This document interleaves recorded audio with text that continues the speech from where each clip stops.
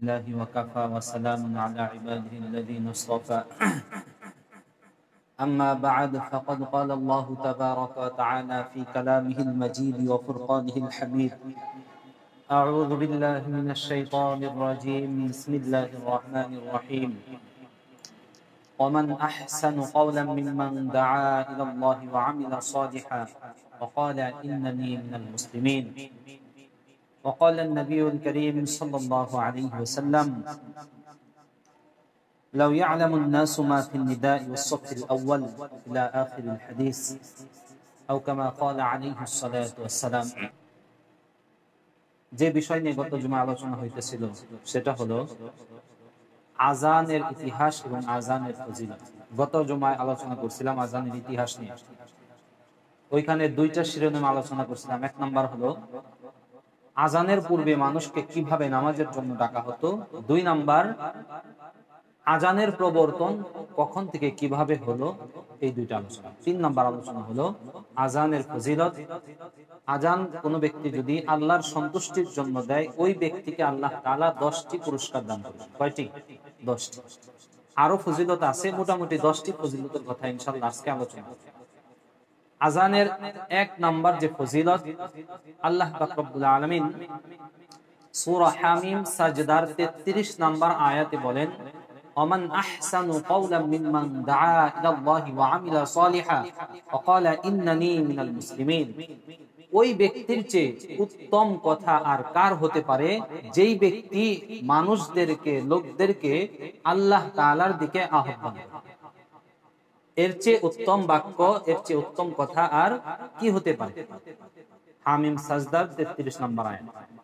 এই আয়াতের অনেকগুলো ব্যাখ্যা পাওয়া যায়, তার মধ্যে প্রসিদ্ধ 5টি ব্যাখ্যা। তার মধ্য থেকে এক নাম্বার যে ব্যাখ্যা হলো, এই যে আয়াত, এই আয়াতের দ্বারা উদ্দেশ্য কি? উদ্দেশ্য হলো কল্যাণের দিকে আহ্বান করা। এই আয়াতের দ্বারা উদ্দেশ্য ওই ব্যক্তি, যেই ব্যক্তি মানুষকে কল্যাণের দিকে কি করে? আহ্বান করে। এর মধ্য থেকে সর্বোত্তম আহ্বানকারী হলেন আমাদের নবী জনাবে রাসূলুল্লাহ মুহাম্মদুর রাসূলুল্লাহ সাল্লাল্লাহু আলাইহি ওয়াসাল্লাম। তিনি মানুষকে জাহিলি যুগ থেকে, জাহিলিয়াতের যে বাক্য আছে, জাহিলিয়াতের যে বাণী আছে, আমল আছে, এইগুলা থেকে মানুষকে কল্যাণের দিকে আহ্বান করে করে মানুষকে ইসলামের মধ্যে দাখিল করিয়েছেন। এই কারণে এই আয়াতের দ্বারা সর্বপ্রথম উদ্দেশ্য হলেন নবী মুহাম্মদুর রাসূলুল্লাহ সাল্লাল্লাহু আলাইহি ওয়াসাল্লাম। দ্বিতীয় উদ্দেশ্য, এই একই কল্যাণের আহ্বানকারী আরেকটা দল আছে আমাদের, এখনো পর্যন্ত তারা করে যাচ্ছে। তারা হলেন দাওয়াতে তাবলীগের মেহনত যারা করে। তারা মানুষকে নিজেরটা খেয়ে, নিজেরটা পরে, নিজের যাবতীয় খরচ করে মানুষকে কিসের জন্য ডাক দেয়? দাওয়াত দেয়। ভাই, কল্যাণের জন্য আসেন, মসজিদে ঈমান ইয়াকিনের কথা হবে, দাওয়াতে তাবলীগের মেহনত আসছে, আপনি মাগরিবের নামাজের পর এখানে একটু যাইন বা বসেন। এরকম ভাবে কি করে? কল্যাণের দিকে মানুষকে আহ্বান করে। এইরকম ব্যক্তিরাও দ্বিতীয় নম্বর এই আয়াতের দ্বারা উদ্দেশ্য। 3 নম্বর হলো ওই ব্যক্তি যে আল্লাহ তাআলার জন্যই মানুষকে কল্যাণের দিকে ডাকে, অর্থাৎ মুয়াজ্জিন। কে? মুয়াজ্জিন। মুয়াজ্জিন বলে হাইয়া আলাস সালাহ, হাইয়া আলাল ফালাহ। তুমি নামাজের জন্য আসো, তুমি তোমার নিজের কল্যাণের জন্য আসো। এইভাবে মুয়াজ্জিন মানুষকে আল্লাহ তাআলার পক্ষ থেকে নামাজের জন্য ডাকে। তারপর এই আয়াতের দ্বিতীয় ব্যাখ্যা হলো, এই আয়াতের দ্বারা উদ্দেশ্য হলো ওই ব্যক্তি যে সবচেয়ে শ্রেষ্ঠ কথা বলে, অর্থাৎ নেককার মুয়াজ্জিন। অর্থাৎ কি? নেককার মুয়াজ্জিন। ওমান আহসানু কাওলাম মিম্মান দাআ ইলাল্লাহি ওয়া আমিলা সালিহান। ওই ব্যক্তির চেয়ে উত্তম কথা আর কার হতে পারে, যে ব্যক্তি আল্লাহ তাআলার দিকে মানুষকে কি করে? আহ্বান করে। নেককার মুয়াজ্জিন। এই আয়াতের 3 নাম্বার উদ্দেশ্য হলো, আম্মা জান আয়েশা সিদ্দিকা রাদিয়াল্লাহু তাআলা আনহা বলে, নেককার মুয়াজ্জিন, কিন্তু নেককার মুয়াজ্জিন কখন উদ্দেশ্য হয়? ইযা ক্বালা হাইয়া আলাস সালাহ, হাইয়া আলাল ফালাহ। যখন মুয়াজ্জিন মানুষকে উদ্দেশ্য করে এই বাক্যটা বলে, হাইয়া আলাস সালাহ, হাইয়া আলাল ফালাহ, হে মানুষ, হে লোক, তুমি তোমার কল্যাণের জন্য আসো, তুমি তোমার নামাজ আদায় করার জন্য, আল্লাহর হুকুম নামাজ আদায়ের জন্য আসো, এই বাক্য যখন বলে, তখন ওই ব্যক্তি ওমান আহসানু কাওলাম মিম্মান দাআ ইলাল্লাহি ওয়া আমিলা সালিহান এই আয়াতের উদ্দেশ্য হয়েছে। 3 নম্বর ব্যাখ্যা। 4 নম্বর ব্যাখ্যা হলো হযরত ওমর রাদিয়াল্লাহু তাআলা, ওমর ইবনুল খাত্তাব ইসলামের দ্বিতীয় খলিফা, তিনি কিন্তু অনেক দায়িত্ব পালন করেছেন এবং মুসলিম শাসকদের মধ্যে থেকে দুইজনই ছিলেন এইরকম বড় শাসক। তার মধ্যে একজন ছিল হযরত ওমর ইবনুল খাত্তাব রাদিয়াল্লাহু তাআলা, তিনি ছিলেন অর্ধ জাহানের কি খলিফা। আরেকজন বাদশা ছিলেন, যেই বাদশার আলোচনা আল্লাহ তাআলা সূরাতুল কাহফের মধ্যে বলছেন, যুলকারনাইন। বাদশা কি? যুলকারনাইন। তিনি অনইসলামিকদের মধ্যেও আছে, কিন্তু ইসলামের মধ্যে, ইসলামে থেকে এই দুইজন বাদশাই পৃথিবীর সবচেয়ে বেশি শাসন করছেন, সবচেয়ে বড় এরিয়া নিয়ে শাসন করছেন বাদশা যুলকারনাইন। এবং দ্বিতীয় নাম্বার হলেন ওমর ইবনুল খাত্তাব রাদিয়াল্লাহু তাআলা। এত বড় দায়িত্ব পালন করার পরেও তিনি একটা বিষয়ে আফসোস করেছেন। কি আফসোস? লাউ কুনতু মুআদ্দিনান লাকামুলা আমরিহি, হায় আমি যদি কোনোদিন মুয়াজ্জিন হইতে পারতাম তাহলে আমার মনে হয় আমার দায়িত্বটা আরো পূর্ণাঙ্গতা লাভ করত। সুবহানাল্লাহ। এত দায়িত্ব পালন করছেন, খলিফার দায়িত্ব, বিচার কার্যের দায়িত্ব, পুরা রাষ্ট্র চালানোর দায়িত্ব, আরো কত যুদ্ধ জিহাদ থেকে শুরু করে কত ইসলামের জন্য কত কষ্টই না তারা করছে। তারপরও তিনি কি আফসোস করতেছেন? লাউ কুনতু মুআদ্দিনা, আমি যদি মুয়াজ্জিন হইতে পারতাম, লাকামুলা আমরিহি, তাহলে হয়তো বা আমার ইসলামের জন্য যে কাজগুলো এইগুলা পরিপূর্ণতা লাভ। তাহলে তিনি এই কথার দ্বারা এটাই বুঝাইতে চাই মুয়াজ্জিনের মর্যাদা অনেক বেশি। এখানে আমাদের একটা প্রশ্ন থাকতে পারে, তাহলে তিনি কেন এই মুয়াজ্জিনের দায়িত্ব কেন নিলেন না? নিতেও তো পারতেন, তিনি খলিফা ছিলেন। নেন নাই কারণ হলো নবী করিম সাল্লাল্লাহু আলাইহি ওয়াসাল্লামের পক্ষ থেকে যাকে মুয়াজ্জিন বানানো হয়েছে তিনি ছিলেন কে? হযরত বেলাল রাদিয়াল্লাহু তাআলা। তাকে মুয়াজ্জিন বানাইছে কে? নবী করিম সাল্লাল্লাহু আলাইহি ওয়াসাল্লাম নিজে। ওই ওমর রাদিয়াল্লাহু তাআলা ওইখানে তিনি হস্তক্ষেপ করতে চান নাই যে নবী যাকে মুয়াজ্জিন বানাইছে আমার নিজের লাভের জন্য আমি তাকে দায়িত্ব থেকে সরাই দিয়ে আমি নিজে মুয়াজ্জিন হব, এই দিকে লক্ষ্য করে তারা কি করেন নাই? কাজটা করেন নাই। কিন্তু এই বিষয়ে তার আফসোস ছিল। কি ছিল? আফসোস ছিল, হায় আমি যদি মুয়াজ্জিন হইতে পারতাম হয়তো আমার দায়িত্বগুলো ইসলামের দিক থেকে পূর্ণতা লাভ করত। এই হলো এই আয়াতের 4 নম্বর ব্যাখ্যা। 5 নম্বর ব্যাখ্যা, ইমাম হাসান বসরি রাহমাতুল্লাহি আলাইহি, তিনি ছিলেন প্রসিদ্ধ একজন তাবেঈ। সাহাবীদের থেকে সরাসরি যিনি হাদিস শুনেন তাকে বলা হয় তাবেঈ। ইমাম হাসান বসরি রাহমাতুল্লাহি আলাইহি মুয়াজ্জিন সম্পর্কে 3টা বাক্য বলেছেন এই আয়াতের ব্যাখ্যা। মুয়াজ্জিন সম্পর্কে কয়টা বাক্য? 3টা। 1 নাম্বার, হাযা ওয়ালিউল্লাহ, মুয়াজ্জিন যখন আযান দেয় মনে করবা এই ব্যক্তি আল্লাহ তাআলার ওলি। সুবহানাল্লাহ। তুমি মনে করবা নিঃসন্দেহে ব্যক্তি আল্লাহর ওলি। 2 নাম্বার বাক্য, হাদা হাবিবুল্লাহ, মুয়াজ্জিন যখন আল্লাহর সন্তুষ্টির জন্য আযান দেয় তুমি মনে করবা এই ব্যক্তি আল্লাহ তাআলার হাবিব। তারপর 3 নাম্বার বাক্য, মুয়াজ্জিন যখন আযান দেয় তুমি মনে করবা এই পৃথিবীতে যত লোক আছে এই লোকের মধ্যেই মুয়াজ্জিন হলো আল্লাহ তাআলার কাছে প্রিয় বান্দা। সুবহানাল্লাহ। অর্থাৎ মুয়াজ্জিনের সম্মানার্থে হাসান বসরি রাহমাতুল্লাহি আলাইহি এই 3টা কথা বলেছেন এই আয়াতের ব্যাখ্যা। ওমান আহসানু কাওলাম মিম্মান দাআ ইলাল্লাহি ওয়া আমিলা সালিহা, এই আয়াতের দ্বারা পরিপূর্ণ আলোচনার দ্বারা আমরা এটাই বুঝলাম প্রত্যেকটা ব্যাখ্যাকারীগণ ঘুরায় ফিরে সবাই কি করছেন? মুয়াজ্জিনের দিকেই এই আয়াতটাকে কি করছেন? ঘুরাইছেন। অর্থাৎ এই আয়াতের দ্বারা মুয়াজ্জিন, নেককার মুয়াজ্জিন উদ্দেশ্য এটাই সবাই বুঝেছে। আযানের 1 নম্বর ফজিলত, আযান দেওয়ার দ্বারা আল্লাহ পাক রব্বুল আলামিন এর শ্রেষ্ঠ যে ডাক, এই ডাকের অধিকারী হওয়া যায় কিসের মাধ্যমে? আযানের মাধ্যমে। 1 নম্বর ফজিলত। আযানের 2 নম্বর ফজিলত হলো বুখারী শরীফের 652 নম্বর হাদিস, হাদিসের মানটা সহিহ। হযরত আবু হুরায়রা রাদিয়াল্লাহু তাআলা আনহু লম্বা একটা হাদিস বর্ণনা করেন। তিনি বলেন এক ব্যক্তি রাস্তা দিয়ে হাঁটতেছে, হাঁটার সময় ওই ব্যক্তি রাস্তার মধ্যে একটা ক্ষতিকারক বস্তু সে তার সামনে কি করছে? পড়ছে। রাস্তা দিয়ে যাইতেছে, হঠাৎ করে একটা কাঁটাযুক্ত ডাল অথবা একটা কঞ্চি অথবা সুই, এই জাতীয় এমন একটা জিনিস যেই জিনিসের দ্বারা আরেক ভাইয়ের কি হতে পারে? ক্ষতি হতে পারে। এইরকম একটা জিনিস তার সামনে পড়ছে। এই জিনিসটা ওই ব্যক্তি যদি আল্লাহর সন্তুষ্টির জন্য ওই রাস্তা থেকে সরায়া দেয়, ওই ব্যক্তি যদি আল্লাহর সন্তুষ্টির জন্য কি হয়ে যায়? রাস্তা থেকে সরায়া দেয়, আল্লাহ পাক রব্বুল আলামিন গফারতু লাহু যামবিহি, আল্লাহ তাআলা তার পিছনের জিন্দেগীর সমস্ত গুনাহ খাতা মাফ করে। সুবহানাল্লাহ। গুফির লাহু মা তাকদ্দামা মিন যামবি, নবীজি বলেন, আবু হুরায়রা বর্ণনা করেন, নবীজি বলছেন ওই ব্যক্তির পিছনের জিন্দেগীর সমস্ত গুনাহ খাতা মাফ হয়ে যায়। আলোচনা এটা। দ্বিতীয় নাম্বার, এই হাদিসে আরেকটা বিষয় আলোচনা করছে, সেটা হলো 5 প্রকার শহীদের ব্যাপারে আল্লাহ তাআলা এই নবী করিম সাল্লাল্লাহু আলাইহি ওয়াসাল্লাম এই হাদিসে আলোচনা করছেন। আলোচনা করার পর শেষ যে কথাটা বলছেন, তিনি বলতেছেন লাউ ইয়ালামুন নাসু মা ফিন নিদাই ওয়া সাফফিল আউয়াল, মানুষ বুঝতেছে না কেন যে আজান দেওয়ার মাঝে এবং নামাজের প্রথম কাতারে দাঁড়িয়ে নামাজ আদায় করার মাঝে কি পরিমাণ লাভ, এটা যদি মানুষ জানতো তাহলে অবশ্যই মানুষ তাদের মাঝে প্রতিযোগিতা এবং লটারির ব্যবস্থা করে হলেও মানুষ প্রথম কাতারে নামাজের জন্য দাঁড়াইতো, অথবা আগে আগে আজান দেওয়ার জন্য মসজিদে। কি বলছে? যদি মানুষ জানতো আজান দেওয়া এবং প্রথম কাতারে দাঁড়িয়ে নামাজ পড়ার কি ফজিলত, তাহলে মানুষ প্রয়োজন বোধে লটারির মাধ্যমে হলেও তার নামটা লিস্টে এনে একদিন হলেও আজান দেওয়ার চেষ্টা করে। আজানের 2 নাম্বার ফজিলত হলো আল্লাহ পাক রব্বুল আলামিনের পক্ষ থেকে মুয়াজ্জিনকে এত সম্মান দান করা হয়েছে, নবীজি বলছেন, যার কারণে প্রয়োজন বোধে মানুষ লটারির মাধ্যমে হলেও কি করতো, আজানের জন্য চেষ্টা করত। আজানের 2 নাম্বার ফজিলত। 3 নাম্বার ফজিলত হলো আজান দেওয়ার দ্বারা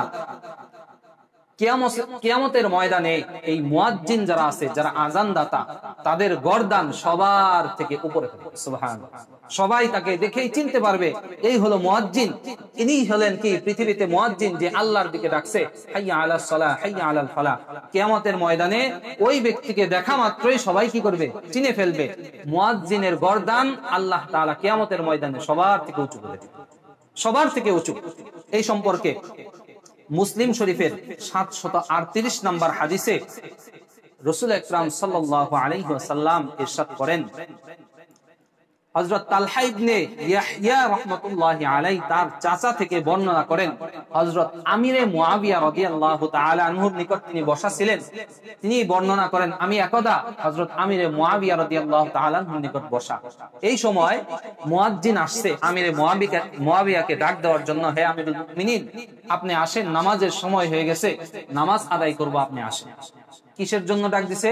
নামাজের জন্য আমিরে মুয়াবিয়াকে ডাক দিছে। ডাক দেওয়ার পর ওই আমিরে মুয়াবিয়া রাদিয়াল্লাহু তাআলা ওই মুয়াজ্জিনকে দাঁড় করাইছে। দাঁড় করায় তিনি বলতেছেন, ইন্নী সামি'তু রাসূলুল্লাহি সাল্লাল্লাহু আলাইহি ওয়াসাল্লাম ইয়াকুল, আমি নবী করিম সাল্লাল্লাহু আলাইহি ওয়াসাল্লামকে মুয়াজ্জিন সম্পর্কে বলতে শুনছি। যেহেতু তাকে ডাক দিছে, কিসের জন্য ডাক দিছে? নামাজের জন্য। আর নবীজি হাদিসটা বলছে কিসের জন্য? মুয়াজ্জিন যারা নামাজের জন্য ডাকে তাদের সম্পর্কে।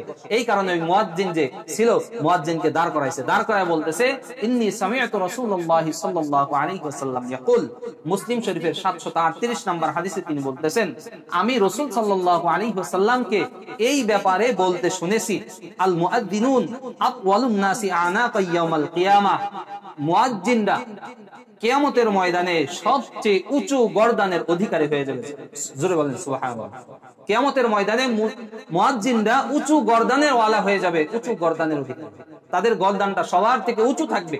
এর দ্বারা এটা উদ্দেশ্য না যে জিরাফের মতো তাদের গলা অনেক লম্বা হয়ে যাবে, এটা উদ্দেশ্য না। উদ্দেশ্য কি? অপর এক হাদিসের মধ্যেই এই হাদিসের ব্যাখ্যা আসছে। এই হাদিস সম্পর্কে মুয়াজ্জিনের গলা লম্বা হবে এই সম্পর্কে 2টা ব্যাখ্যা আসছে। কয়টা? 2টা। 1 নাম্বার ব্যাখ্যা হলো, আকসারুন নাস মুতাশাউবিফান ইলা রাহমাতিল্লাহ, অন্যান্য মানুষের চেয়ে কিয়ামতের দিন ওই মুয়াজ্জিন ব্যক্তি যেহেতু অনেক আল্লাহ তাআলার পক্ষ থেকে রহমতের আশাবাদী থাকবে, এই কারণে অনেক মানুষের ভিড়ে তিনি আল্লাহ তাআলার রহমতের দিকে তার মাথাটা, তার গলাটা অগ্রসর করে দিবেন। 1 নাম্বার উদ্দেশ্য, 1 নাম্বার অর্থ। 2 নাম্বার হলো, কিয়ামতের ময়দানে নবী করিম সাল্লাল্লাহু আলাইহি ওয়াসাল্লাম বলেন, মুয়াজ্জিন হবে নেতা। কিয়ামতের ময়দানে কি হবে? সরদার হবে, নেতা হবে। আর আরবের যে লোক আছে তারা সাধারণত নেতা ব্যক্তি যারা, তাদেরকে গর্দান উঁচু বা বড় গর্দানওয়ালা বলে তারা কি করত? সম্বোধন করত। এই কারণে নবী করিম সাল্লাল্লাহু আলাইহি ওয়াসাল্লাম হাদিসের মধ্যেও এই বিষয়টা এইভাবেই বর্ণনা করছেন, মুয়াজ্জিনের গর্দান কিয়ামতের দিন আল্লাহ তাআলা উঁচু করে দিবেন। এই কারণে নবী করিম সাল্লাল্লাহু আলাইহি ওয়াসাল্লাম এইভাবে বলছেন।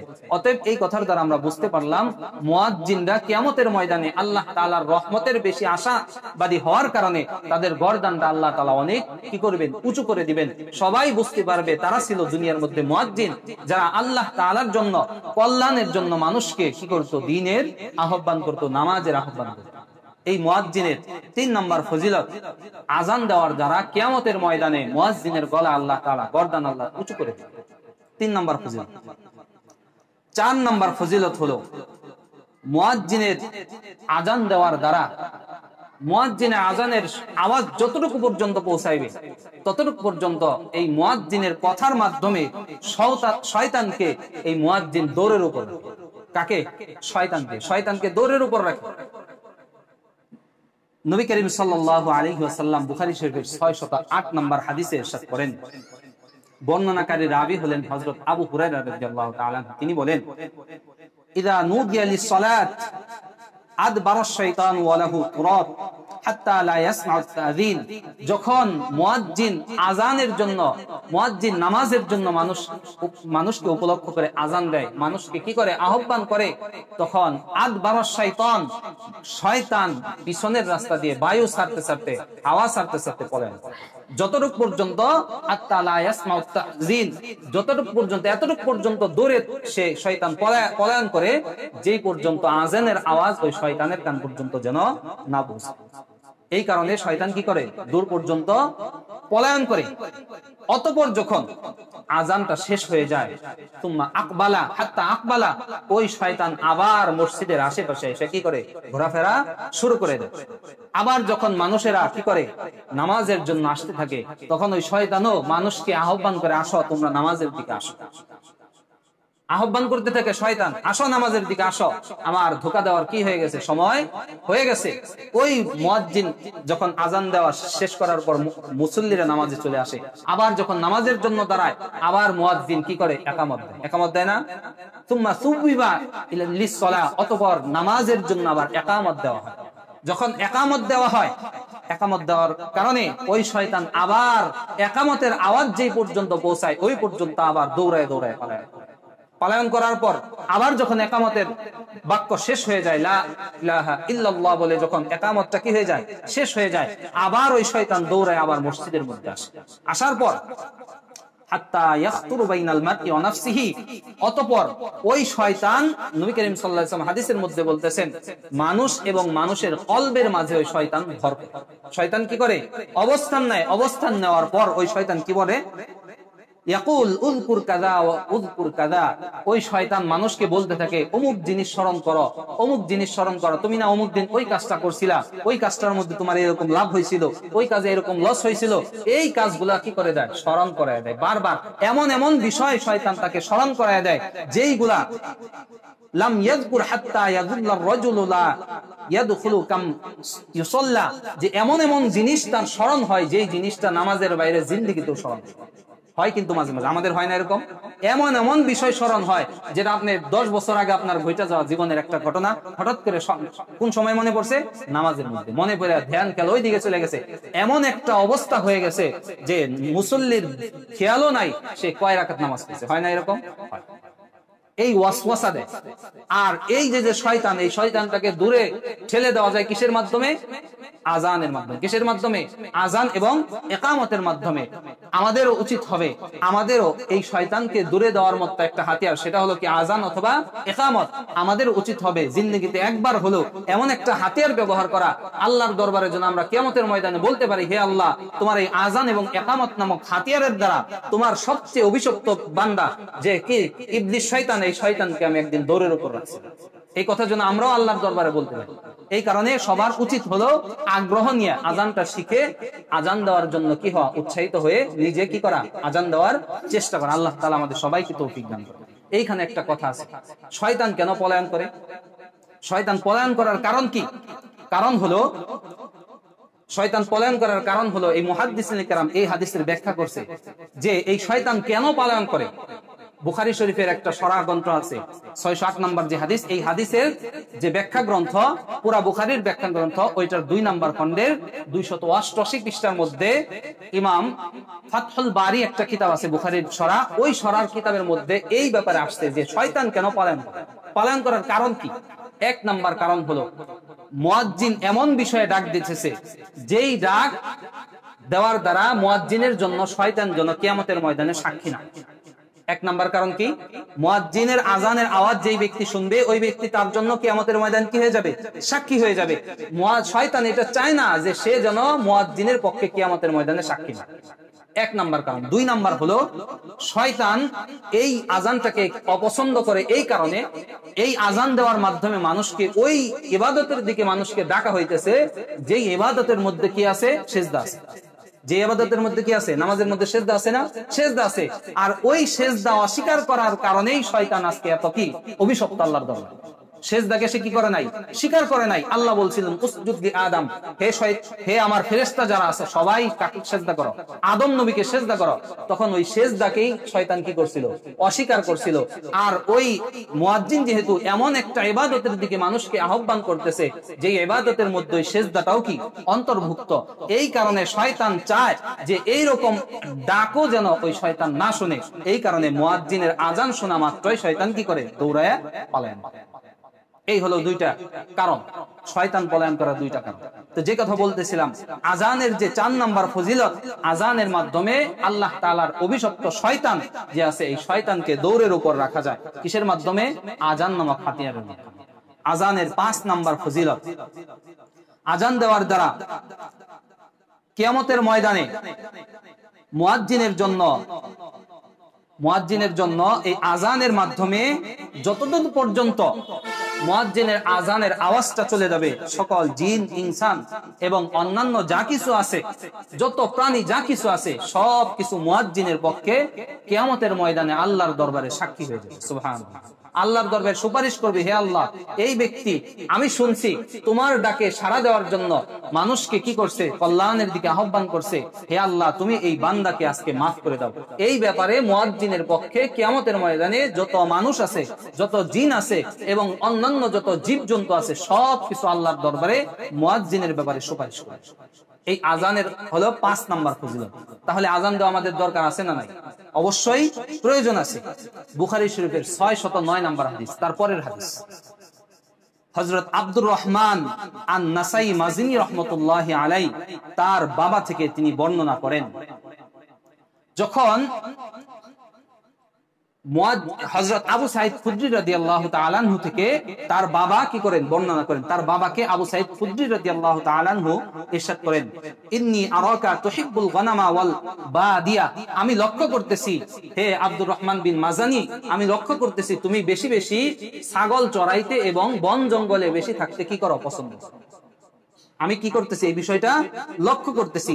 তিনি বললেন, অবশ্যই আপনি যে বিষয়টা লক্ষ্য করছেন আমারও এই জিনিসগুলা কি বেশি পছন্দ হয়। এরপর এই আবু সাঈদ খুদরি রাদিয়াল্লাহু তাআলা আনহু তাকে উপলক্ষ করে বললেন, ফাইদা কুনতা ফি গনামিকা ওয়া বাদিয়াতিকা, যখন তুমি তোমার ছাগলের পাল নিয়ে ওই পাহাড়ের মধ্যে বনে জঙ্গলে যখন তুমি থাকবা, ফাআযানতা বিস-সালাহ, তুমি নামাজের জন্য যখন আজান দিবা, ফারফা সাওতাক, তোমার আজানের আওয়াজটা যেন অনেক উঁচু হয়ে যায়। তুমি কি করবা? অনেক উচ্চ আওয়াজে কি করবা? আজান দেওয়ার চেষ্টা করবা।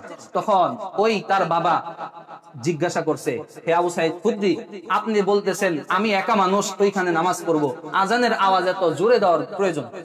তখন তাকে কি করছে?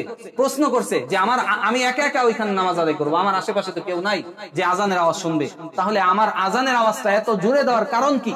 তখন আবু সাঈদ খুদরি রাদিয়াল্লাহু তাআলা আনহু বলেন, ফাইন্নাহু লা ইয়াসমাউ মাদা সাউতিল মুআদ্দিন জিন্নুন ওয়ালা ইনস ওয়ালা শাইউন ইল্লা শাহিদাহু ইয়াউমাল কিয়ামা, কেননা আমি নবী করিম সাল্লাল্লাহু আলাইহি ওয়াসাল্লামকে বর্ণনা করতে শুনেছি, যেই ব্যক্তি আজান দেয় এই আজানের আওয়াজ যতটুকু জায়গা পর্যন্ত পৌঁছায়, ততটুকু জায়গার যত ইনসান আছে, যত মানুষ আছে, যত জিন আছে এবং অন্যান্য যত প্রাণী আছে, প্রত্যেকটা প্রাণী কিয়ামতের ময়দানে ওই আজানদাতা ব্যক্তির পক্ষে আল্লাহর দরবারে সাক্ষী হিসেবে দাঁড়ায়।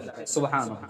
এই কারণেই হে আব্দুর রহমান বিন মাজানি, তুমি যখন বনে জঙ্গলেও আজান দিবা, তোমার গলার আওয়াজ যতটুকু আছে ততটুকু উচ্চ স্বরে তুমি আজান দিবা, যেন কিয়ামতের ময়দানে তোমার জন্য আল্লাহর দরবারে বেশি পরিমাণ সাক্ষী আল্লাহ তাআলার পক্ষ থেকে দাঁড়ায়।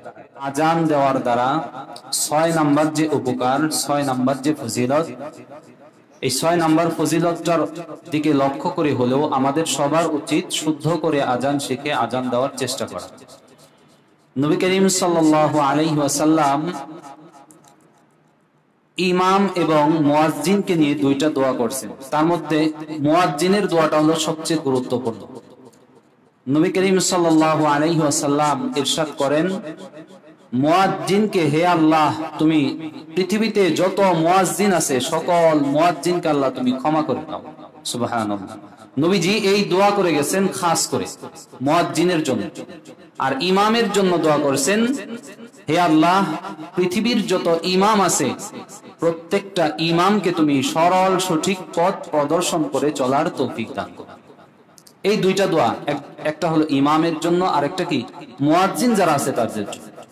এই দিকে লক্ষ্য করে হলেও নবীজির মাগফিরাতের দোয়া, আর এটা ফিরে যাওয়ার মতো দোয়া নয়। কেননা নবীজি যার জন্য দোয়া করছেন অবশ্যই সেটা কি হবে, আল্লাহর দরবারে কবুল হবে, গ্রহণযোগ্য হবে।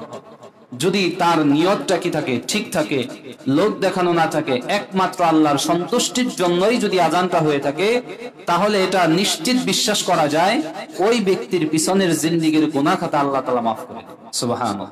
এই হলো আজানের 6 নাম্বার উপকার, 6 নাম্বার লাভ। সেটা হলো আজান দেওয়ার মাধ্যমে নবী করিম সাল্লাল্লাহু আলাইহি ওয়াসাল্লামের খাস দোয়া পাওয়া যায়।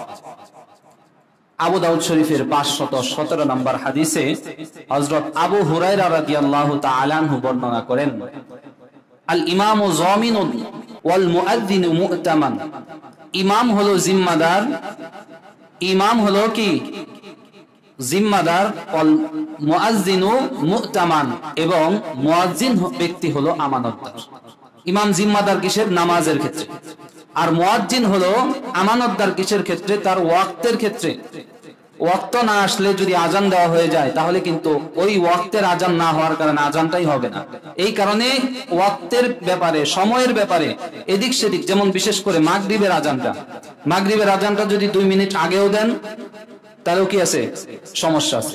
1 মিনিট আগেও যদি মাগরিবের আজান হয়ে যায়, মাগরিবের আজানের ওয়াক্তে আজান না হওয়ার কারণে আজান হবে না, এটা হয়ে যাবে আসরের ওয়াক্তে আজান, মাকরুহ এবং হারাম ওয়াক্তের আজান। এই আজানটা আবার দিতে হবে। এই কারণেই নবী করিম সাল্লাল্লাহু আলাইহি ওয়াসাল্লাম হাদিসে পাকের মধ্যে বলেন, ওয়াল মুআদ্দিনু মু'তামানুন, এবং মুয়াজ্জিন হলো কি জিম্মাদার। তারপর নবী করিম সাল্লাল্লাহু আলাইহি ওয়াসাল্লাম পরে বলতেছেন, আল্লাহুম্মা আরশিদিল আইম্মা, হে আল্লাহ তুমি যত ইমাম আছে সকল ইমামকে তুমি পথ প্রদর্শন করো, সঠিক পথে কি করো, পরিচালিত করো। আবার শেষে বলতেছেন, ওয়াগফির লিল মুআদ্দিনিন, হে আল্লাহ আমি দোয়া করলাম পৃথিবীতে যত মুয়াজ্জিন আছে সকল মুয়াজ্জিনের জিন্দেগীর গুনাহ খাতা তুমি মাফ করে দাও। সুবহানাল্লাহ। তাহলে 6 নাম্বার লাভটা হলো নবীর খাস দোয়ার অন্তর্ভুক্ত হওয়া যায় কিসের মাধ্যমে? মসজিদে আজান দেওয়ার মাধ্যমে। এই আজান হোক মাইকের মধ্যে হোক অথবা মুখে হোক, যাদের আজান দিতে যায় একটু লজ্জা বোধ হয় অথবা ভয় করে যে না মসজিদের মাইকে আজান দিব, কত মানুষ শুনবে, একটা ভয় কাজ করে, শুরুতে না দিলে। আপনাদের কাছে আমার অনুরোধ থাকবে, আপনি যদি সহি শুদ্ধ করে পারেন তাহলে মাঝে মধ্যে যখন কারেন্ট না থাকে, বিদ্যুৎ না থাকে, তখন কিন্তু মুখে দেওয়া হয়। ওই রকম এত লোক মানুষ আপনার কি আজান শুনবে না, তখন আপনি দিয়ে হলেও এই আজানের এতগুলা ফজিলত অর্জন করার লক্ষ্যে কি করা, মাঝে মধ্যে আজান দেওয়া। আল্লাহ তাআলা আমাদের সবাইকে তৌফিক দান করেন। আজানের 7 নাম্বার উপকার, আজান দেওয়ার দ্বারা ইতিপূর্বে একটা হাদিস বলছিলাম 4 নাম্বার উপকার, 5 নাম্বার উপকারে যে যত মাখলুক আছে সকল মাখলুক মুয়াজ্জিনের জন্য দোয়া করে। আর এই আজব এক হাদিস আবু দাউদ শরীফের 715 নাম্বার হাদিস, 515 নাম্বার হাদিসে নবী করিম সাল্লাল্লাহু আলাইহি ওয়াসাল্লাম ইরশাদ করেন, যেই ব্যক্তি আজান দেয় ওই ব্যক্তির জন্য যত শুকনা এবং যত ভিজা অর্থাৎ তরুতাজা যত গাছপালা আছে এইগুলা এবং যত শুকনা খড়কুটা আছে এই সবগুলা ওই মুয়াজ্জিনের জন্য আল্লাহর দরবারে মাগফিরাতের দোয়া করে। সুবহানাল্লাহ। অর্থাৎ এই জাতীয় যা কিছু আছে, তরুলতা বৃক্ষ যা আছে সবকিছু, সেটা কাটা হোক, শুকনা হোক আর জীবিত হোক, প্রত্যেকটা গাছপালা তরুলতা মুয়াজ্জিনের পক্ষে আল্লাহ তাআলার দরবারে সাক্ষী হবে, মুয়াজ্জিনের জন্য মাগফিরাতের দোয়া করে। তাহলে আজানের 7 নাম্বার উপকার। আবু দাউদ শরীফের 515 নাম্বার হাদিসের মধ্যে নবী করিম সাল্লাল্লাহু আলাইহি ওয়াসাল্লাম বলেন, আল মুআদ্দিনু ইউগফারু লাহু মাদা সাউতিহি ওয়া ইয়াশহাদু কুল্লা রাতাবিন ওয়া ইয়াবিস। মুয়াজ্জিন যারা আছে ওই সমস্ত মুয়াজ্জিনকে আল্লাহ পাক রব্বুল আলামিন তার এই আজানের আওয়াজ যতটুকু পর্যন্ত পৌঁছে যাবে, যত দূর পর্যন্ত তার আজানের আওয়াজটা যাবে, ওই সম পরিমাণ আল্লাহ তাআলা তাকে ক্ষমা করে দিবেন, সুবহানাল্লাহ। এবং ওয়ায়ুগফারু লাহু, এবং তার জন্য মাগফিরাত কামনা করে, কুল্লা রাতাবিন ওয়া ইয়াবিস, প্রত্যেকটা তরুতাজা ঘাস এবং শুকনো খড়কুটা যা কিছু আছে সব কিছু আল্লাহ তাআলার দরবারে তার জন্য মাগফিরাত আছে। তাহলে এই আগের যে হাদিস আর এই হাদিস, এই দুইটা মিলালে এমন পাওয়া যায় একজন মুয়াজ্জিনের জন্য এই পৃথিবীর যত মাখলুক আছে, সেটা জিন, ইনসান, প্রাণী, যত যা কিছু হোক, এবং তরলতা যা কিছু আছে, উদ্ভিদ যা আছে, সেটা শুকনো হোক আর কি ভিজা হোক, তাজা হোক, প্রত্যেকটা জিনিসই মুয়াজ্জিনের জন্য কি করে? আল্লাহর দরবারে মাগফিরাতের দোয়া, আল্লাহ তাআলার দরবারে মাগফিরাতের দোয়া করে। হে আল্লাহ, এই মুয়াজ্জিন তোমার সন্তুষ্টির জন্য আজান দিয়েছে, আল্লাহ তুমি এই মুয়াজ্জিনটাকে ক্ষমা করে দাও, এরকম ভাবে দোয়া করে।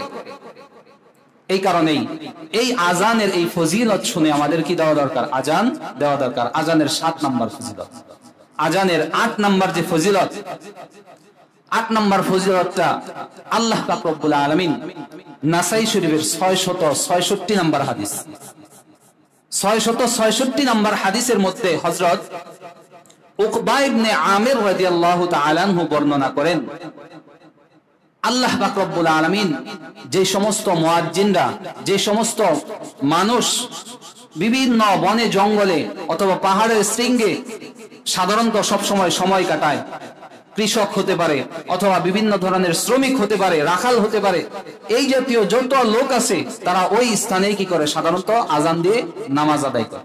ওই সমস্ত ব্যক্তিদের নিয়ে আল্লাহ পাক রব্বুল আলামিন আসমানের যত ফেরেশতা আছে তাদের সামনে ওই মুয়াজ্জিন এবং ওই নামাজি ব্যক্তিকে নিয়ে আল্লাহ তাআলা গর্ববোধ করে, আল্লাহ তাআলা গর্ব করে, গৌরব করে, দেখো আমার হে ফেরেশতারা, তোমরা দেখো আমার ওই বান্দা, আমি আশ্চর্য হইতেছি, এত বিরান একটা ভূমি, এই বিরান ভূমিতে সে যদি কেউ কোনোদিন নামাজ নাও পড়ে, তাকে বলার মতো কেউ নাই। বলার মতো কেউ আছে? কেউ নাই। কিন্তু নামাজ পড়ে কেন? আমি আল্লাহ তাআলার সন্তুষ্টির জন্য। আজান দেয় কেন? আমি আল্লাহ তাআলার সন্তুষ্টির জন্য। আমি আল্লাহ তাআলার যে হাবিব আছে, আমার রসুল আছে, এই রসুলের অনুসরণ করার জন্য। হে আমার ফেরেশতারা, তোমরা সাক্ষী থাকো, আমার যেই বান্দা এই বিরান ভূমিতে আমার ভয়ে আজান দিয়ে নামাজ কায়েম করলো, জামাত কায়েম করলো, আমি ওয়াদা করলাম ওই বান্দার পিছনের জিন্দেগীর গুনাহ খাতা আমি মাফ করে দেব। সুবহানাল্লাহ। ওয়াদখালতুহুল জান্নাহ, এবং তোমরা এটা সাক্ষী থাকো, আমি কিয়ামতের ময়দানে ওই বান্দাদেরকে বিরান ভূমিতে আজান এবং নামাজ পড়ার দরুন আমি আল্লাহ ওয়াদা করলাম তাদেরকে আমি জান্নাতে প্রবেশ করাবো। সুবহানাল্লাহ। তাদের জিন্দেগীর গুনাহ খাতাও মাফ, এবং তাদেরকে জান্নাতের ওয়াদা করেন কাদের কাছে? আসমান যে বহনকারী যে ফেরেশতারা আছে, আল্লাহর আরশ বহনকারী ফেরেশতা, একেবারে আল্লাহ তাআলার নিকটবর্তী যে সমস্ত ফেরেশতা, তাদের কাছে আল্লাহ তাআলা গর্ব করে মুয়াজ্জিনকে নিয়ে এবং নামাজ আদায়কারী ব্যক্তিকে নিয়ে। তাহলে আমরা এইখান থেকে একটা শিক্ষা, আমি বিরান ভূমিতেই থাকি, একবারে ওই বাদশালার বিলের মধ্যেই থাকি, যেখানেই থাকি, ওইখানেই যদি আমি কি করি? আজানটা দেই আর নামাজটা কায়েম করি, তাহলে আমার কথাও আল্লাহর দরবারে কি আলোচনা করবেন? কে? আল্লাহ পাক রব্বুল আলামিন। আমাকে নিয়ে আল্লাহ তাআলা ফেরেশতাদের সামনে কি করবে? আলাপ আলোচনা করবে। এই কারণেই আমাদের উচিত, আমরা যেখানেই থাকি না কেন, আজান দিয়ে নামাজটা পড়ার কি করা? চেষ্টা করা। আল্লাহ তাআলা আমাদের সবাইকে তৌফিক দান করেন।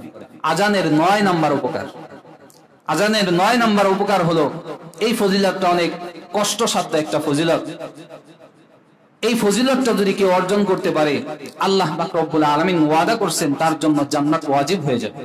যে ব্যক্তি লাগাতার 12 বছর আজান দেয়, কয় বছর? লাগাতার 12 বছর কেউ যদি আজান দেয়, ওই ব্যক্তির জন্য আল্লাহ তাআলা জান্নাতকে ওয়াজিব করে দেন। সুবহানাল্লাহ। ইবনে মাজাহ শরীফের 728 নম্বর হাদিস, তিনি বলেন, আল্লাহ পাক রব্বুল আলামিন ইরশাদ করেন, এটা কিন্তু হাদিসে কুদসি, যেটাকে বলা হয় আল্লাহ তাআলা স্বয়ং ভাষা দিবেন, বলছেন কে?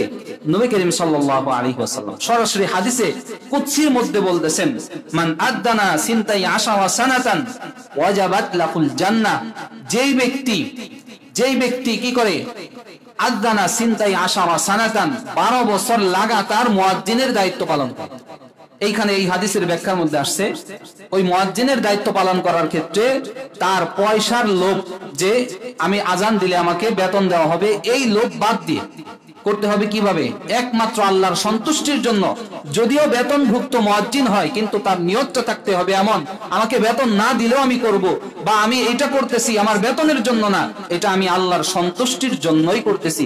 এইরকম নিয়ত করে লাগাতার কেউ যদি 12 বছর আজান দিতে পারে, আল্লাহ পাক রব্বুল আলামিন বলেন ওয়াজাবাত লাহুল জান্নাহ, আমি আল্লাহ তাআলা তার জন্য জান্নাত ওয়াজিব করে দিই। সুবহানাল্লাহ, তার জন্য জান্নাত ওয়াজিব হয়ে যায় লাগাতার 12 বছর। আরেক হাদিসের মধ্যে, ওই হাদিসের মধ্যে একটু দুর্বলতা আছে, ওই হাদিসের মধ্যে আসছে লাগাতার কোন ব্যক্তি যদি 7 বছর আজান দিতে পারে, আল্লাহ পাক রব্বুল আলামিন তার জন্য জান্নাতকে ওয়াজিব করে দেন। সুবহানাল্লাহ। তাহলে আজানের কিন্তু অনেক ফজিলত, আরো অনেক ফজিলত আছে, আসলে এতগুলা বর্ণনা করা সম্ভব না। আমি মোটামুটি 10টি ফজিলত কোরআন এবং হাদিসের আলোকে আলোচনা করব। 9 নাম্বার গেল। 9 নাম্বার ফজিলত হলো লাগাতার 12 বছর বা 7 বছর আজান দিলে ওই ব্যক্তির জন্য আল্লাহর জান্নাত ওয়াজিব হয়ে যায়। সুবহানাল্লাহ। আজানের 10 নাম্বার এবং সর্বশেষ ফজিলত হলো, কোন ব্যক্তি যদি আজান দেয়, আল্লাহ পাক রব্বুল আলামিন ওই ব্যক্তির আমল নামায় তার আজান শুনে যত ব্যক্তিরা নামাজ আদায় করতে আসবে সমস্ত মুসল্লিদের সমপরিমাণ সওয়াব তার আমল নামায় দান করবেন। সুবহানাল্লাহ। অর্থাৎ আজকের জুমার নামাজে কেউ আজান দিল, এই জুমার নামাজ পড়তে এই মহল্লা থেকে যদি 100 জন লোক আসে, 100 জন লোক এসে তারা নামাজ পড়ে যতটুক সবাই মিলে যতটুক সওয়াব পাবে, মুয়াজ্জিন ব্যক্তি একা সেই পরিমাণ সওয়াবের অধিকারী। সুবহানাল্লাহ। এমন না যে তাদের সওয়াব থেকে কমায় তাকে দেওয়া হবে, বিষয়টা এমন না, তাদের সওয়াব তাদের ঠিক থাকবে, কিন্তু মুয়াজ্জিনের উপর সন্তুষ্ট হয়ে আল্লাহ পাক রব্বুল আলামিন তাকে এই পুরস্কার আল্লাহ তাআলা দান করেন। সুবহানাল্লাহ। তাবরানী শরীফের 2 নাম্বার খণ্ড 288 নাম্বার পৃষ্ঠা হযরত আবু উমামা মাহিলি রাদিয়াল্লাহু তাআলা আনহু ইরশাদ করেন, আজরুহু আজরু মান সাল্লামা। অনেক লম্বা হাদিস, ওইখান থেকে শুধুমাত্র এই কথাটুকু আনছি আমি, যে তিনি বলতেছেন, এই মুয়াজ্জিনের আলোচনা করে বলতেছেন, মুয়াজ্জিনের প্রতিদান হলো আজরুহু, মুয়াজ্জিনের প্রতিদান হলো আজরুহু মান সাল্লামা। ওই ব্যক্তির সাথে আজান দেওয়ার পর যত ব্যক্তি, যত মানুষ নামাজ আদায় করছে, তাদের যত সওয়াব, তাদের যত প্রতিদান, ওই মুয়াজ্জিন ব্যক্তি একাই তার সমপরিমাণ প্রতিদান আল্লাহ তাআলার কাছে পেয়ে যাবে। সুবহানাল্লাহ। তাহলে আজান দেওয়ার দ্বারা মোটামুটি কয়টা ফজিলত জানলাম? 10টা ফজিলত জানলাম। আজান দিলে কি হয়? আল্লাহ তাআলা জান্নাত ওয়াজিব করে দেন। আজান দিলে আল্লাহ তাআলার নবীর খাস রহমতের দোয়া কি লাভ করা যায়। আজান দেওয়ার দ্বারা ইমাম হাসান বসরি রহমতুল্লাহি আলাইহি বলেন, এই ব্যক্তি আল্লাহর ওলি, এই ব্যক্তি আল্লাহর কি মাহবুব, এই ব্যক্তির আল্লাহ তাআলার প্রিয় বান্দা, পৃথিবীর মধ্যে সবচেয়ে প্রিয় বান্দা। হযরত আম্মা জান আয়েশা সিদ্দিকা রাদিয়াল্লাহু তাআলা আনহা বলেন, মুয়াজ্জিন যখন হাইয়া আলাস সালাহ বলে, হাইয়া আলাল ফালাহ বলে, ওই ব্যক্তিকে মনে করবা, তখন ওই ব্যক্তি আল্লাহর ওলি। ঠিক এরকম ভাবে হযরত ওমর ফারুক রাদিয়াল্লাহু তাআলা আনহু হাদিসের মধ্যে ইরশাদ করেন, আমি কত দায়িত্ব পাইছি, অর্ধজাহানের খলিফা আমি, তারপরও আমার একটা জিনিস আফসোস হয়, সেটা কি? আমি যদি লাউ কুনতু মুআদ্দিনান, আমি যদি আজান দিতে পারতাম, মুয়াজ্জিন হইতে পারতাম, লাকামুলা আমরি, তাহলে হয়তোবা আমার দায়িত্বগুলো পূর্ণ হইতো। ঠিক এরকম ভাবে অনেক হাদিস। এবং সর্বশেষ যেটা বললাম, আজান দেওয়ার দ্বারা আল্লাহ পাক রব্বুল আলামিন ওই ব্যক্তির পিছনের জিন্দেগীর সমস্ত গুনাহ খাতা মাফ করে দেন। আজান দেওয়ার দ্বারা ওই ব্যক্তি সমস্ত মুসল্লিদের সমপরিমাণ কি পায়? সওয়াব পায়। মোটামুটি 10টি ফজিলত বর্ণনা করলাম। আল্লাহ পাক রব্বুল আলামিন আমাদের সবাইকে এই ফজিলতগুলো বুঝে শুনে আমাদের সবাইকে আজান শুদ্ধ করে শিখে আজান দেওয়ার জন্য তৌফিক দান করেন। আমিন। তারপরে আসেন, আজান দেওয়ার পর আরো কিছু কাজ আছে। আজান দেওয়ার পর কিছু কাজ আছে না? আজান দেওয়ার পর সর্বপ্রথম আমাদের কাজ কি? আজান যখন শেষ, আজান শেষ হওয়ার পর সর্বপ্রথম কাজ হলো, হযরত ওমর ইবনুল খাত্তাব রাদিয়াল্লাহু তাআলা আনহু বলেন, মুসলিম শরীফের 735 নম্বর হাদিস,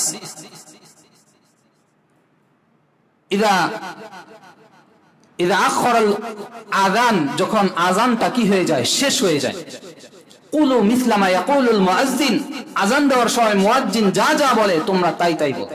বলার পর, তবে এর আগে, আযান দেওয়া শেষ করার পর, দোয়া পড়ার আগে, সুম্মা সাল্লু আলান নবী সাল্লাল্লাহু আলাইহি ওয়াসাল্লাম, সর্বপ্রথম তোমরা নবী করিম সাল্লাল্লাহু আলাইহি ওয়াসাল্লামের উপর কি পড়বা? কি করবা? দুরূদ পড়বা। নবীজির উপর কি পড়বা? দুরূদ পড়বা। কেননা মান সাল্লা আলাইহি আলাইয়া কেননা নবী করিম সাল্লাল্লাহু আলাইহি ওয়াসাল্লাম হাদিসের মধ্যে ইরশাদ করেন, মান সাল্লা আলাইয়া মাররাতান, যেই ব্যক্তি আমি নবীর উপর একবার দরুদ শরীফ পাঠ করে, সাল্লাল্লাহু আলাইহি আশরা, আল্লাহ পাক রব্বুল আলামিন তার উপর 10 বার রহমত বর্ষণ করেন। সুবহানাল্লাহ। নবীর উপর দরুদ পড়বো কয়বার? একবার। আল্লাহ রহমত বর্ষণ করবেন কয়বার? 10 বার। এই কারণে হে আমার অধীনস্থ যারা আছো, হে সাহাবায়ে কেরাম, তোমরা যখনই আজান শুনবা, আজান শোনার পর সর্বপ্রথম আজান এর উত্তর দেওয়ার সাথে সাথে সর্বপ্রথম তোমরা নবী করিম সাল্লাল্লাহু আলাইহি ওয়াসাল্লামের উপর দরুদ পড়বা। দরুদটা কোনটা পড়বো? দরুদ নবী করিম সাল্লাল্লাহু আলাইহি ওয়াসাল্লাম শিখিয়ে দিয়েছেন। বুখারী শরীফের 1135 নম্বর হাদিস, নবী করিম সাল্লাল্লাহু আলাইহি ওয়াসাল্লামকে সাহাবায়ে কেরাম জিজ্ঞাসা করলেন, ইয়া রাসূলুল্লাহ, আমরা আপনাকে সালাম দিতে জানি, কিভাবে সালাম দিতে হয়, কিভাবে আপনার সামনে আসলে প্রথমে সালাম দিতে হয় এটা আমরা জানি, হে আল্লাহর হাবিব, আমরা আপনার উপর দরুদ কিভাবে পড়বো আপনি আমাদেরকে শিখিয়ে দেন। নবী করিম সাল্লাল্লাহু আলাইহি ওয়াসাল্লাম দরুদ শিখিয়ে দেন যে আল্লাহ তোমরা পড়ো, আল্লাহুম্মা সাল্লি আলা মুহাম্মাদি ওয়া আলা আলি মুহাম্মাদ কামা সাল্লাইতা আলা ইব্রাহিম ওয়া আলা আলি ইব্রাহিম ইন্নাকা হামিদুম মাজিদ, আল্লাহুম্মা বারিক আলা মুহাম্মাদি ওয়া আলা আলি মুহাম্মাদ কামা বারাকতা আলা ইব্রাহিম ওয়া আলা আলি ইব্রাহিম ইন্নাকা হামিদুম মাজিদ। অর্থাৎ যেই দরুদটা আমরা নামাজের মধ্যে পড়ি, নবীকে যখন জিজ্ঞাসা করা হয়েছে, হে আল্লাহর হাবিব, আপনার জন্য আমরা কি দরুদ পড়বো, কিভাবে আপনার উপর দরুদ ও সালাম পড়বো, আপনি আমাদের শিখিয়ে দেন। নবীজি শিখিয়ে দিতেছেন। বুখারী শরীফের 1135 নম্বর হাদিসে, সহিহ হাদিসে নবীজি শিখিয়ে দিতেছেন, তোমরা এই দরুদটা পড়ো, যেই দরুদটা আমরা নামাজের মধ্যে পড়ে থাকি, এই দরুদটা নবীজি পুরা শিখিয়ে দেন। তাহলে আমরাও চেষ্টা করব আজান দেওয়ার পর প্রথমে কোন দরুদ পড়বো? আজান শেষ হওয়ার পর যেই দরুদটা আমরা নামাজের তাশাহুদের বৈঠকে পড়ি, ওই দরুদটা পড়ব। আর এইখানে আরেকটা কথা, নবী করিম সাল্লাল্লাহু আলাইহি ওয়াসাল্লাম শিখিয়ে দিলেন শ্রেষ্ঠ দরুদ, এবং সাহাবায়ে কেরাম জীবন আমলও করলেন কি নিয়ে? এই শ্রেষ্ঠ দরুদ নিয়ে। এই দরুদ শরীফ নিয়ে কি করছেন? সাহাবায়ে কেরাম সব সময় আমল করছেন, এটাই নবী সাহাবায়ে কেরাম বেশিরভাগ পড়ছেন। এবং নামাজের মধ্যেও নবীজি সাল্লাল্লাহু আলাইহি ওয়াসাল্লাম যত দরুদ শিখাইছেন তার মধ্যে সর্বোত্তম দরুদ হওয়ার কারণে সব সময় নামাজের মধ্যে নবীজি এটা সিস্টেমে করে দিয়েছেন, এই দরুদটাই নামাজে কি করতে হবে? পড়তে হবে। এই কথার দ্বারাই বোঝা যায় দরুদ জগতে যদি কোনোটা থাকে, উত্তম থাকে, তাহলে এই নামাজের দরুদ ছাড়া অন্য কোনো উত্তম দরুদের জগতে আর নেই। দরুদের জগতে আর অন্য কোন উত্তম দরুদ আর কি নাই, এটাই সর্বশ্রেষ্ঠ। এবং হাদিসের দ্বারা, মুহাদ্দিসদের দ্বারা, তাফসীরের কিতাবের দ্বারা, সাহাবায়ে কেরামের আমলের দ্বারা সবচেয়ে প্রতিষ্ঠিত দরুদ হলো দরুদ ইব্রাহিম, অর্থাৎ নামাজের যে দরুদ। এই কারণে আমরা যখনই কোনো মজলিসে বসি, আমরা তো মনে করি যে আমাদের বানানো যে দরুদটা, আমরা যে ওই যে সুরে সুরে যে দরুদটা পড়ে থাকি, মনে করি এই দরুদটা যদি না পড়ে হায় হায় না জানি কি জানি হয়ে গেছে। আসলে কিন্তু এই দরুদটা আমাদের নিজেদের বানানো। এই যে দরুদটা আমরা পড়ে থাকি, এটা কিন্তু মানুষের বানানো দরুদ। এটা নবীজি সাল্লাল্লাহু আলাইহি ওয়াসাল্লাম সাহাবায়ে কেরামকে শিক্ষা দেন নাই, হাদিসের মধ্যে আপনি কোথাও পাইবেন না। আল্লাহ তাআলা এই অধমকে 1 লক্ষ হাদিস পড়ার তৌফিক দান করেছেন। আমি 1 লক্ষ হাদিস উস্তাদের কাছে, উস্তাদের মাধ্যমে পড়ছি, সরাসরি উস্তাদের কাছ থেকে। আমি কোন একটা হাদিসের কিতাবের সরাসরি তো পাই নাই, কোন একটা কোনাকাঞ্চির মধ্যে ওই যে দরুদটা মানুষ সাধারণত সুরে সুরে পড়ে থাকে, এই দরুদটার কোন নাম গন্ধ আমি হাদিসের কিতাবের মধ্যে আমি পাইনি। আপনারা পাইছেন কোথায় আল্লাহ ভালো জানে। তবে এটা আমি নিশ্চিত এটা মানুষের বানানো দরুদ। এটা কোন দরুদ? মানুষের বানানো দরুদ। এই কারণে আমরা কি মানুষের বানানো দরুদ পড়বো না নবীর শিখায় দেওয়া দরুদ পড়বো? নবীজিকে জিজ্ঞাসা করা হলো, হে আল্লাহর হাবিব, আপনি আপনার উপর দরুদ পড়ার নিয়ম বা সিস্টেম শিখায় দেন। আল্লাহর হাবিব শিখায় দিলেন নামাজের দরুদ। তাহলে এর চেয়ে উত্তম দরুদ আর কি হতে পারে? এই কারণেই আমরা যে কোনো মজলিসেই বসি আর যেখানেই বসি, দরুদ পড়ার প্রয়োজন হলে আমরা সর্বোত্তম যেটা সেটাই বলি। উদাহরণ দিলে বুঝবেন, আপনি বালিরটেক বাজারে গেছেন একটা জিনিস আনার জন্য, আপনি কিন্তু চাইবেন আপনার বাড়ির জন্য সেই জিনিসটা যেটা সর্বোৎকৃষ্ট এবং সবচেয়ে ভালো মানের সেটা আনার জন্য। আপনি যায় কিন্তু দোকানদারকে বলবেন, ভাই এই জিনিসের মধ্যে সবচেয়ে ভালো মান যেটা সেটা দাও। এটা বলবেন না? তা কি বলবেন? যে সবচেয়ে নিঃশ্বাস যেটা সেটা দাও। ভালো মানেরটাই আমরা কি করব? তলব করব বা চাইবো, আমার সন্তানের জন্য হোক, আমার পরিবারের জন্য হোক, ভালোটাই আমরা সবসময় চাই। তাহলে দরুদের ক্ষেত্রে নবীর উপর আমরা পাঠাবো দরুদ, সেই ক্ষেত্রে কেন আমরা ভালোটা কি করি না, চয়েস করি না? কেন ভালোটা আমরা গ্রহণ করি না? বা ভালোটা পড়লে আমরা এই জিনিসটা বাঁকা চোখে দেখি যে হুজুরে হয়তো বা ওই দরুদ পারে না বা পড়ে না। আর আরেকটা বিষয় হলো, লাগাতার 11 বছর মাদ্রাসায় পড়লাম, সবকিছু শিখাইলো, তাহলে এই দরুদটা যদি ইসলামের অংশই হইতো বা নবীজির শিখানো দরুদই হইতো, তাহলে হুজুররা কি আমার এই দরুদটা শিখাইতে পারতো না? কি বলেন? 11 বছর টানা পড়লাম, কোরআন শরীফের পুরা কোরআন শরীফ তরজমা তাফসির সব পড়াইছে, প্রায় 1 লক্ষ হাদিস পড়াইলো, হাদিসের ব্যাখ্যা পড়াইলো, আরবি ভাষা পড়াইলো, উর্দু ভাষা পড়াইলো, ফার্সি ভাষা পড়াইলো, বাংলা, অঙ্ক, ইংরেজি সব পড়াইছে, শুধু এই দরুদটাই বাদ দিয়ে। তাইলে এটা যদি ইসলামের অংশ বা এটা নবীর শিখানো দরুদই থাকে, তাহলে আমার উস্তাদরা কি আমাকে এটা শিখাইতো না? এই দরুদটা তো অবশ্যই শিখাইতো যে না, এই দরুদটা বলে এরকম ফজিলত আছে বা এরকম কি আছে, মর্যাদা আছে, এইরকম ভাবে সুরে সুরে পড়তে হবে। তাহলে তো অবশ্যই আমার কোন উস্তাদ আমাকে এটা শিখায়, কিন্তু শিখান নাই। মানে এর দ্বারা এটাই বোঝা যায় এটা ইসলামের মধ্যে অন্তর্ভুক্ত নয়, বা এটা আমাদের বানানো দরুদ, হাদিসের মধ্যে নবী থেকে স্বীকৃত কোন দরুদ এটা নয়, যেটা আমরা সুরে সুরে পড়ে থাকি। আপনার কেউ মনে কষ্ট নিয়েন না, কথাগুলো বললাম যেহেতু হঠাৎ করে দরুদের কথা আসলো, উত্তম দরুদের কথা বললাম। মোটামুটি 8 থেকে 10টা দরুদের কথা পাওয়া যায়, কোন দরুদের মধ্যেই এই যে দরুদটা আমরা সুরে সুরে পড়ি, এই দরুদের কথা কোথাও নাই, কোথাও পাওয়া যায় না। আপনি খুঁজেন হাদিস, বিশ্বাস যদি না হয় আপনি খুঁজে দেখেন, হাদিসের অ্যাপ পাওয়া যায়, আপনি এই দরুদ লিখে সার্চ দেন, আপনি পাবেন না। হাদিসের অ্যাপের মধ্যে কোথাও পাবেন না। হাদিসের অ্যাপের মধ্যেও কিন্তু এই যে 1 লক্ষ হাদিসই পাওয়া যায়, 1 লক্ষ, প্রায় 1 লক্ষ হাদিস পাওয়া যায় ওই অ্যাপের মধ্যে। ওই অ্যাপের মধ্যেও খুঁজেন, আপনি পাবেন না, খুঁজে পাবেন না, আমি চ্যালেঞ্জ করলাম, পাবেন না আপনি। অতএব আমরাও এখান থেকে আমাদের শিক্ষা হলো, যখনই আমরা দরুদ পড়ি কোনটা পড়বো? সর্বশ্রেষ্ঠ এবং নবীর শিখানো দরুদ যেটা, সেটা পড়বো। আল্লাহ তাআলা আমাদের তৌফিক দান করেন। তো যে কথা বলতেছিলাম, আজান দেওয়া শেষ, আজান দেওয়ার সময় আমরা কি করব? আজানের কি দেব? উত্তর দিব। আজানের উত্তর আমরা কিভাবে দিব? বুখারী শরীফের 611 নাম্বার 612 নাম্বার হাদিস, ক্বালা রাসূলুল্লাহ সাল্লাল্লাহু আলাইহি ওয়াসাল্লাম, মুয়াজ্জিন যখন ইযা সামি'তুমুন নিদাআ ফাকুলু মিসলা মা ইয়াকুলুল মুয়াজ্জিন, যখন তোমরা আজান শোনো, মুয়াজ্জিন আজান দিতেছে, এই আজানের শব্দগুলো শোনো, ফাকুলু মিসলা মা ইয়াকুলুল মুয়াজ্জিন, মুয়াজ্জিন যা যা বলে তাই তাই তোমরা কি করো? উচ্চারণ করো। বুখারী শরীফের 612 611 612 নম্বর হাদিস। অতঃপর এটা হলো সংক্ষেপে। তারপর মুসলিম শরীফের 736 নম্বর হাদিসে হযরত ওমর ইবনুল খাত্তাব রাদিয়াল্লাহু তাআলা আনহু বলেন, ইযা সামি'তুমুন নিদা ফাকুলু মিসলা মা ইয়াকুলুল মুয়াজ্জিন, তোমরা যখন আজান শোনো তখন মুয়াজ্জিন যা যা বলে তোমরাও তাই তাই বলো। তারপরে তিনি বিস্তারিত বলতেছেন কিভাবে বলবা? ফাকুলু ইযা ক্বালা আল মুয়াজ্জিনু আল্লাহু আকবার আল্লাহু আকবার কুলু আল্লাহু আকবার আল্লাহু আকবার, ওয়া ইযা ক্বালা আশহাদু আল লা ইলাহা ইল্লাল্লাহ কুলু আশহাদু আল লা ইলাহা ইল্লাল্লাহ। যখন মুয়াজ্জিন আল্লাহু আকবার বলে তখনও তোমরা কি বলো? আল্লাহু আকবার আল্লাহু আকবার। যখন মুয়াজ্জিন বলে আশহাদু আল লা ইলাহা ইল্লাল্লাহ তখন তোমরা বলো আশহাদু আল লা ইলাহা ইল্লাল্লাহ। ওয়া ইযা ক্বালা আল মুয়াজ্জিন আশহাদু আন্না মুহাম্মাদার রাসূলুল্লাহ কুলু আশহাদু আন্না মুহাম্মাদার রাসূলুল্লাহ। মুয়াজ্জিন যখন বলে আশহাদু আন্না মুহাম্মাদার রাসূলুল্লাহ তোমরাও তাই বলো আশহাদু আন্না মুহাম্মাদার রাসূলুল্লাহ। এটা আজানের মধ্যেই হোক অথবা ইকামতের মধ্যে হোক, দুইটার ক্ষেত্রে একই, সেম, ঠিক এরকম ভাবে। কিন্তু তবে ওমর ফারুক রাদিয়াল্লাহু তাআলা আনহু বলেন, তবে ইযা ক্বালা হাইয়া আলাস সালাহ হাইয়া আলাল ফালাহ, মুয়াজ্জিন যখন হাইয়া আলাস সালাহ হাইয়া আলাল ফালাহ বলে তখন তোমরা বলো কুলু লা হাওলা ওয়ালা কুওয়াতা ইল্লা বিল্লাহ। অর্থাৎ আল্লাহু আকবার থেকে শুরু করে আশহাদু আন্না মুহাম্মাদার রাসূলুল্লাহ পর্যন্ত সেম।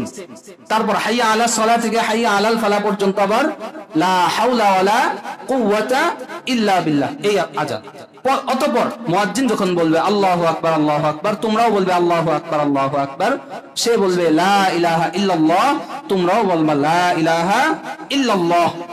মুসলিম শরীফের 736 নাম্বার এবং 35 এবং 36 নাম্বার হাদিসে ওমর ইবনুল খাত্তাব রাদিয়াল্লাহু তাআলা আনহু বলতেছেন, যখন মুয়াজ্জিন বলে লা ইলাহা ইল্লাল্লাহ, তুমিও অন্তর থেকে মন থেকে বলছো লা ইলাহা ইল্লাল্লাহ, আল্লাহ পাক রব্বুল আলামিন তোমার পিছনের জিন্দেগীর সমস্ত গুনাহ খাতা maaf করে দেন। সুবহানাল্লাহ। অর্থাৎ আজানের জবাব দিলেও আল্লাহ তাআলা গুনাহ খাতা maaf করে দেয়। আমরা বলতে পারি হুজুর মুয়াজ্জিন সাহেব আজান দিয়ে তো সওয়াব নিতেছে, তাহলে আমরা সওয়াব নেব কিভাবে? আল্লাহ তাআলা সিস্টেম বলে দিয়েছেন, তুমি মুয়াজ্জিন আজান দেয়, তুমি মুয়াজ্জিনের আজানের উত্তর দাও। তুমি ক্ষেতের মধ্যে কাজ করতেছ, ক্ষেত নিরাইতেছ, ক্ষেত কুবাইতেছ, ক্ষেতে মাটি কাটতেছ, অথবা ঘরের অন্যান্য যে কোনো একটা কাজ করতেছ, শুধুমাত্র পেশাব পায়খানা বা ইস্তিনজার জরুরত ছাড়া অন্যান্য যত কাজ আছে এই কাজগুলো করতেছ, তুমি সাথে সাথে মুয়াজ্জিন যা যা বলে ওইভাবে তুমি উত্তর দাও। পদ্ধতি অনুযায়ী কি করো, উত্তর দাও। উত্তর দেওয়া যখন শেষ, অন্তর থেকে তুমি বলবা লা ইলাহা ইল্লাল্লাহ। মুয়াজ্জিনও বলছে লা ইলাহা ইল্লাল্লাহ, তুমিও মন থেকে বলছো লা ইলাহা ইল্লাল্লাহ। আল্লাহ পাক রব্বুল আলামিন বলেন আল্লাহ তাআলা ওই ব্যক্তিকে জান্নাতে প্রবেশ করায়। সুবহানাল্লাহ। তার গুনাহ খাতা maaf করে আল্লাহ তাকে কোথায় প্রবেশ করাবে? জান্নাতে প্রবেশ করাবে। তাহলে এই যে হাদিসটা, এই হাদিস দ্বারা আমাদের উচিত হলো, এই হাদিস থেকে আমাদের শিক্ষা হলো, আমরা যদি আজান নাও দিতে পারি, মুয়াজ্জিনের সাথে আজানের কি দিব? জবাবটা দেওয়ার চেষ্টা করব। কিন্তু আমাদের কাজগুলো হলো এমন উল্টা হয়ে গেছে। এইদিকে মুয়াজ্জিন আজান দিতেছে, যেরকম ভাবে কুকুরও কি করে, ঘেউ ঘেউ করে, শিয়ালে হুয়া হুয়া করে, আর আমরাও আমাদের মতো চিল্লাচিল্লি করি কিনা? একদিকে মুয়াজ্জিন আজান দেয়, আরেকদিকে আমাদের যে দুনিয়াবি কথা, চিল্লা ফাল্লা যা কিছু আছে সবকিছু চলতেছে। উচিত কিন্তু এটা না, উচিত এটা না। উচিত হলো আজান যখন দিবে তখন আপনার দুনিয়াবি কথা বাদ দিয়ে, ওই সময়টুকু কমপক্ষে দুনিয়াবি কথা বাদ দিয়ে কি করা? আজানের জবাব দেওয়া। আজানের জবাব দেওয়ার আগে সর্বপ্রথম যেটা কাজ, সেটা হলো নবীর শিখানো দুরূদটা পড়া। তারপর আজানের যে দোয়া আছে, এই দোয়াটা কি করা? পড়া। নবী করিম সাল্লাল্লাহু আলাইহি ওয়াসাল্লাম ইরশাদ করেন, যেই ব্যক্তি আজানের জবাব দিবে, তারপরে দুরূদ পড়বে, এবং আমার শিখায় দেওয়া যে দোয়া আছে, এই দোয়াটা যেই ব্যক্তি পড়বে, বুখারী শরীফের 613 নম্বর হাদিসে নবী করিম সাল্লাল্লাহু আলাইহি ওয়াসাল্লাম ইরশাদ করেন যে যখন মুয়াজ্জিন আজান দেওয়া শেষ করে আমার উপর দুরূদ পড়ার পর তোমরা বলো, আল্লাহুম্মা রাব্বা হাযিহিদ দাওয়াতিত তাম্মাহ ওয়াস সালাতিল কায়িমা আতি মুহাম্মাদানিল ওয়াসিলাতা ওয়াল ফাজিলা। এই পর্যন্ত এইখানে আছে। কিন্তু আরেকটা আছে, ওয়াবা'থু মাকামান মাহমুদান লিল্লাযী ওয়া'আদতা। এই পর্যন্ত বুখারী শরীফের 613 নম্বর হাদিসের মধ্যে আছে। পরের যে অংশটা, এই অংশটা আছে হলো বাইহাকি শরীফের 288 নম্বর হাদিসের শেষের মধ্যে আছে, ইন্নাকা লা তুখলিফুল মিয়াদ। অর্থাৎ হাদিস থেকে আমরা পরিপূর্ণ এই আজানের দোয়াটা কি করলাম? পেয়ে গেলাম। নবী করিম সাল্লাল্লাহু আলাইহি ওয়াসাল্লাম ইরশাদ করেন, যেই ব্যক্তি আজানের জবাব দিবে, তারপর দুরূদ পড়বে, তারপর এই যে আজানের শিখানো দোয়াটা, এই পরিপূর্ণ দোয়াটা লাগাতার পড়বে, কিয়ামতের ময়দানে ওয়াজাবাত লাহু শাফাআতি, আমি নবী ওয়াদা করলাম ওই উম্মতের জন্য আমি ওয়াজিব করা, এই আমার সুপারিশ করা কিয়ামতের ময়দানে আমার জন্য ওয়াজিব হয়ে যায়। সুবহানাল্লাহ। ওয়াজাবাত লাহু শাফাআতি, কিয়ামতের ময়দানে আমি ওয়াদা করলাম ওই উম্মতকে আমি নিজে সুপারিশ করে তাকে জান্নাতে নিয়ে যাব। সুবহানাল্লাহ। তাহলে আজান দিলেও লাভ, আজানের জবাব দিলেও কি আছে? লাভ আছে। অতএব আমরা এটাও দিব এবং মা বোনদেরকেও এটা বইলা দিব, আজকে থেকে যেন কারোরই আজানের জবাব দেওয়া কি মিস না যায়। কমপক্ষে যারা আজান দিব তারাও আজানের পর দুরূদ পড়বো, আজানের দোয়া করব ওই নিয়তে, হে আল্লাহ তোমার নবী বলছে, ওয়াদা করছে, যেই ব্যক্তি আজান দিবে, আজান এর জবাব দিবে এবং দুরূদ পড়ে দোয়া করবে, আল্লাহ তোমার নবী ওয়াদা করছে কিয়ামতের ময়দানে তাকে নবীজি শাফায়াত করে জান্নাতে নিয়ে যাবে। আল্লাহ ওই আশায় আমি পড়তেছি, আমি যদি এই কাজটা ওই আশাই করতে পারি, আশা করা যায় এই একটা কারণেই আমরা, এই একটা ওসিলায় আমরা কিয়ামতের ময়দানে জান্নাতে যাওয়ার কি হয়ে যাব? উপযুক্ত হয়ে যাব। আল্লাহ পাক রব্বুল আলামিন আমাদের সবাইকে আজানের মোটামুটি 10টা ফজিলত বললাম, আজানের জবাব দেওয়ার ফজিলত বললাম, এই সবগুলো জেনে বুঝে এই সবগুলোর উপর আমল করার জন্য তৌফিক দান করেন। আমিন। ওয়া আখিরু দাওয়ানা আনিল হামদুলিল্লাহি রাব্বিল আলামিন।